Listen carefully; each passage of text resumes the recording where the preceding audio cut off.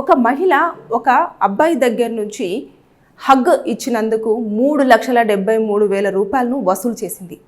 అసలు ఏం చేసింది, ఎందుకని 3,73,000 రూపాయలను కేవలం హగ్కే వసూలు చేయడం జరిగింది అనేది మనం ఒక్కసారి వీడియోలో తెలుసుకుందాం.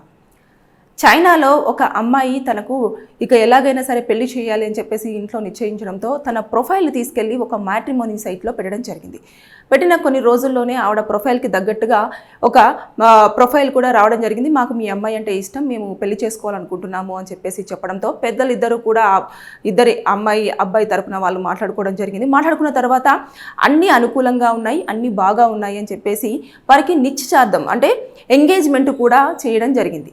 జరిగిన తర్వాత ఇక కొన్ని రోజులు అలా వెళ్తున్న సమయంలో ఇంకా పెళ్లి ముహూర్తం దగ్గర పడుతుంది. వీరికి ప్రీ వెడ్డింగ్ షూట్ అనేది కండక్ట్ చేద్దామని చెప్పేసి ప్రీ వెడ్డింగ్ షూట్ కూడా కండక్ట్ చేసుకోవడం జరిగింది. అయితే ప్రీ వెడ్డింగ్ షూట్ అయిపోయిన తర్వాత వాళ్ళు ఏం చేశారు అంటే అమ్మాయికి వాళ్ళ సంప్రదాయం ప్రకారం, చైనాలో ఉన్న సంప్రదాయం ప్రకారంగా కొంచెం అమౌంట్ అనేది అబ్బాయి తరపు నుంచి వెళ్ళి అమ్మాయికి ఇవ్వాల్సి ఉంటుంది. ఇచ్చినప్పుడు వాళ్ళు 20 లక్షల రూపాయలని ఆ అమ్మాయికి ఇవ్వడం జరిగింది.